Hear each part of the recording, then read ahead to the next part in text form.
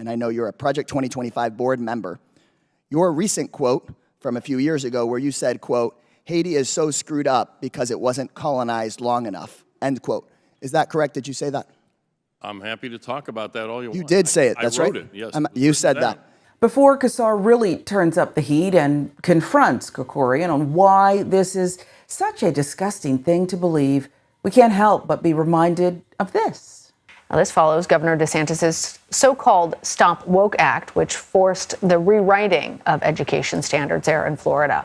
A controversial part of these new standards is instruction for middle school students to learn, quote, how slaves develop skills, which in some instances could be applied for their personal benefit. Florida students deserve to learn how slaves took advantage of whatever circumstances they were in to benefit themselves and the community of African descendants. You believe this is an important topic that should be taught in schools? So that means they develop skills in spite of slavery, not because of slavery. It was them showing resourcefulness and then using those skills. If this was a different state and the governor wasn't running for president, no one would have said anything about that. There's all the gory details are in all of those standards. And we've made African-American history a priority, and we're going to continue to do that. But we are going to speak the truth, and we're going to fight back. It's not a mistake that this false notion has gained traction within the Republican Party, only making its deployment more sinister than it already is. And Representative Casar is about to show you exactly how to take on someone who believes this lie. Haiti was colonized as a slave plantation colony. The French colonized Haiti so that slaves would work on plantations. The end of colonization in Haiti was so that the people there would no longer be slaves. So what you're saying, and I read your quote, and anybody watching this online should go read it. What you're saying is it would have been good if they'd stayed colonized, which means that it would have been good if they had stayed enslaved by the French. In the long run, it's one of the in the long run, history. No, people shouldn't have been enslaved a single day. I'm reclaiming my time, Chairman. And they had every right. They had every right to throw the What French you said out. is that My you would have point wanted is, them. Reclaiming my time. I'm talking now. They would have been freed You 30 said years later, you said- and they would have been in the same situation. You're saying you wanted 30 more years of slavery in Haiti. Reclaiming my time. I did You not. just said I it. do not Honestly, want that. it adds up. You said that they would have benefited from the French influence. In the the French long were run, the ones. like the people in Martinique and Reclaiming my time, Mr. Chairman. I'd like my time back. Please, enslaved. my time. This is my time, Mr. Krikorian. They are much better off. Honestly, now this than all Haiti starts was. to add up. This all starts to add up. You continue to do this, disseminate writings of white nationalists, try to rationalize, for example, Haiti being colonized for 30 more years. You're a Project 2025 board member. In Project 2025, I couldn't figure out why on page 583, it advocates for not allowing racial disparity or gender disparity to be considered discrimination legally anymore. In Project 2025, it eliminates a 50-year-old executive order that prohibits discrimination in federal jobs. On page 586, Project 2025 advocates for Donald Trump to allow businesses to discriminate based on religious beliefs. Before today, I couldn't understand why Trump's Project 2025 could advocate for ending civil rights protections. Why would Trump's Project 2025, I know there's crazy stuff in here, but I couldn't get why it would advocate for ending protections against discrimination. But now I understand. We have Project 2025 board members here who are the directors of groups that the Southern Poverty Law Center has designated as a hate group.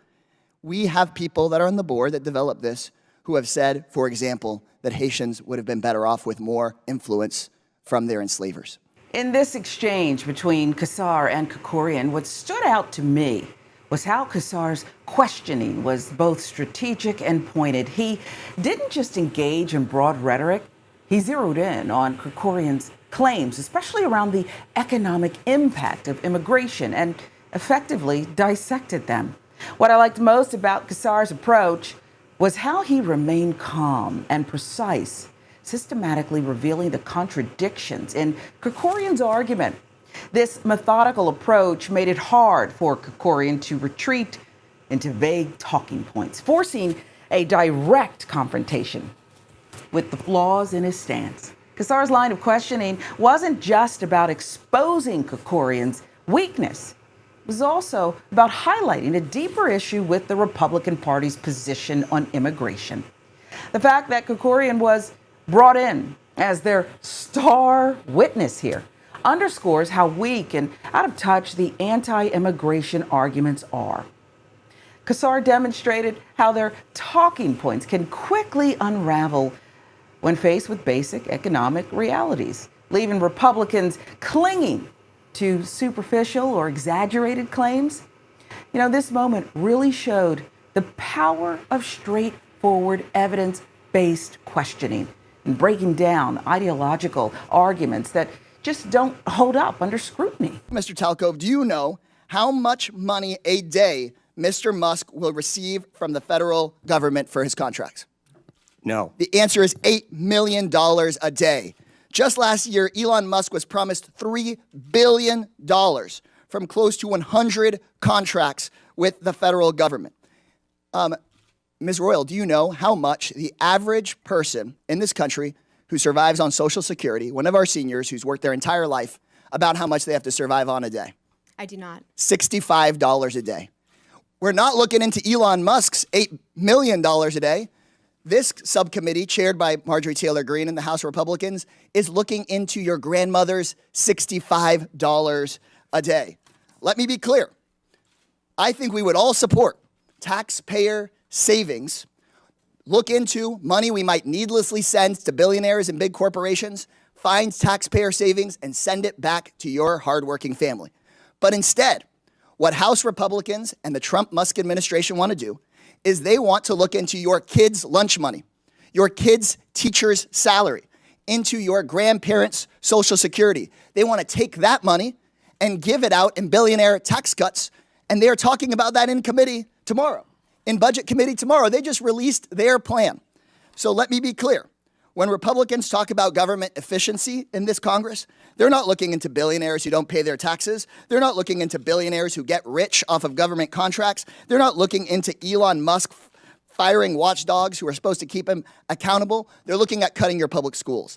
They're going straight for your Social Security. They're coming straight for cancer research. They're coming straight for the Department of Education. They're not looking at big tech. They're not looking at big pharma because those people fund their campaigns. This is what advocating for the economic interests of the American public looks like in practice.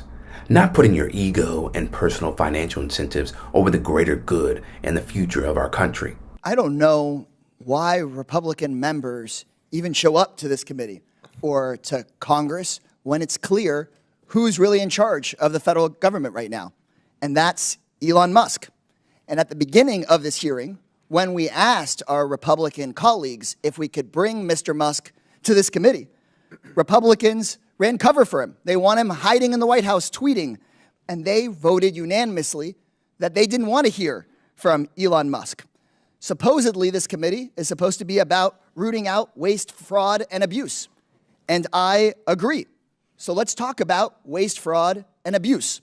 The biggest fraud in U.S. government right now is Elon Musk pretending to care about efficiency when what he cares about is taking your taxpayer dollars, taking your Medicare, taking your Medicaid, taking your Social Security, and enriching himself and his billionaire buddies with it.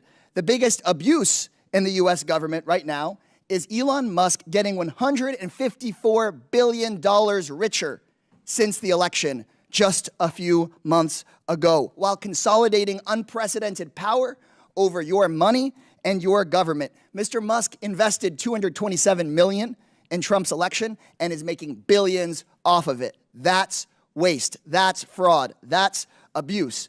And speaking of waste, another waste is my House Republican colleagues showing up because they waste their time. They won't speak out about any of these abuses against working people and taxpayers. This is the Oversight Committee, and there are 17 independent inspectors general. They are watchdogs. They are the oversight arm of the federal government. And Trump and Musk illegally fired 17 of them, including a watchdog that was investigating one of Musk's companies. And what I've heard from House Republicans is either silence or defending that kind of behavior. You guys know that it's embarrassing and it's wrong, and that's why you voted to not have Musk here before us.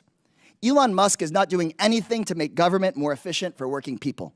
He's using his position to more efficiently raid your taxpayer dollars to enrich himself and his friends. I'm told that this hearing is about right-sizing government. So I propose that we start right-sizing our federal government by firing the most dangerous man in it, and that's Elon Musk. To protect our taxpayers, we should fire Elon Musk. To keep American Social Security numbers private, fire Elon Musk. To protect Medicare and Medicaid, fire Elon Musk. To save schools and our jobs, fire Elon Musk. And to protect the idea that American people have a government for the people and by the people, and not for the ultra-rich and by the ultra-rich, we must fire Elon Musk.